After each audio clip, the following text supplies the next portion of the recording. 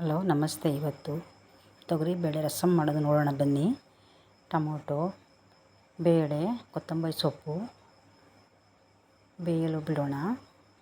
Cooker ಮುಚ್ಚಿ ಒಂದು 3 ವಿಸಲನ್ನು ಬೇಯಿಸಿಕೊಳ್ಳೋಣ. ಇದು ಕುಕ್ಕರು ಕೂಗುವವರೆಗೂ ಇದಕ್ಕೆ ಜೀರಿಗೆ 1 ಚಮಚ, ಮೆಣಸು ಒಂದು ಅರ್ಧ ಚಮಚದಷ್ಟು ಹಾಕ್ಕೊಂಡು ಸ್ವಲ್ಪ ಒಂಬಣ್ಣ ಬರೋವರೆಗೂ ಹುರಿದುಕೊಳ್ಳಬೇಕು. ಈಗ ಇದು ಹುರಿದು ಆಗಿದೆ. ಇದನ್ನು ಪೌಡರ್ ಮಾಡಿಕೊಳ್ಳೋಣ. ಕುಟ್ಟಾಣಿ ಒಳಗಡೆ ಹಾಕಿ ಪೌಡರನ್ನು ಮಾಡಿಕೊಳ್ಳೋಣ. ನೋಡಿ ಈ ರೀತಿ ಜಜ್ಜಿಕೊಂಡು ಪೌಡರ್ ಮಾಡಿಕೊಳ್ಳೋಣ. ನೋಡಿ ಈ ರೀತಿ ಜೀರಿಗೆ ಮೆಣಸು. ಈಗ ಬೆಳ್ಳುಳ್ಳಿ ಒಂದು 10 ಎಸಳಷ್ಟು ಸುಲಿದು ಜಜ್ಜಿಕೊಳ್ಳೋಣ. ಬೆಳ್ಳುಳ್ಳಿ ಜಜ್ಜಿಕೊಂಡು ಒಗ್ಗರಣೆ ಹಾಕಿದರೆ ರಸಮ್ಗೆ ತುಂಬ ರುಚಿಕರವಾಗಿರ್ತದೆ. ನೋಡಿ ಬೇಳೆ ಕೂಗಿ ತಣ್ಣಗಾಗಿದೆ. ಈಗ ಇದನ್ನು ನೀರನ್ನು ಬೇರ್ಪಡಿಸಿ ಮಸೆದುಕೊಳ್ಳೋಣ. ಬೇಳೆ, ಟೊಮೊಟೊ, 2 ಹಸಿಮೆಣಸಿನ್ಕಾಯಿ ಹಾಕಿದ್ದೆ ಇದಕ್ಕೆ. ನೋಡಿ ಈ ರೀತಿ ನೀಟಾಗಿ ಮಸೆದುಕೊಳ್ಳೋಣ.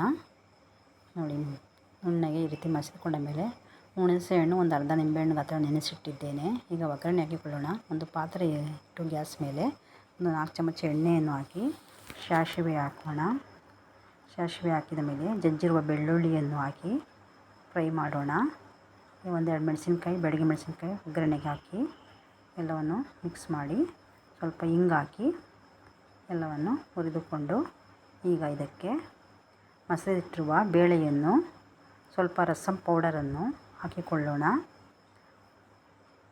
ರಸಮ್ ಪೌಡರ್ ಹಾಕಿದ ಮೇಲೆ ಇದೆಲ್ಲ ಮಿಕ್ಸ್ ಮಾಡಿ ಪುಡಿ ಮಾಡಿಟ್ಟಿರುವ ಜೀರಿಗೆ ಮೆಣಸು ಪುಡಿಯನ್ನು ಹಾಕಿಕೊಂಡು ಮಿಕ್ಸ್ ಮಾಡಿ ರುಚಿಗೆ ತಕ್ಕಷ್ಟು ಉಪ್ಪು, ಹುಣಸೆ ರಸವನ್ನು ಹಾಕೋಣ. ಹುಣಸೆ ರಸವನ್ನು ಹಾಕಿ ರುಚಿಗೆ ತಕ್ಕಷ್ಟು ಉಪ್ಪು ಹಾಕಿ ಮಿಕ್ಸ್ ಮಾಡಿ ಒಂದು 5 ನಿಮಿಷ ಕಾಲ ಕುದಿಸಿದರೆ ಬೇಳೆ ರಸಮ್ ರೆಡಿಯಾಗುತ್ತದೆ. ಇದು ಅನ್ನಕ್ಕಂತೂ ತುಂಬ ಚೆನ್ನಾಗಿರ್ತದೆ. ಒಮ್ಮೆ ಮನೆಯಲ್ಲಿ ನೀವು ಮಾಡಿ ನೋಡಿ, ತುಂಬ ರುಚಿಕರವಾಗಿರುತ್ತದೆ.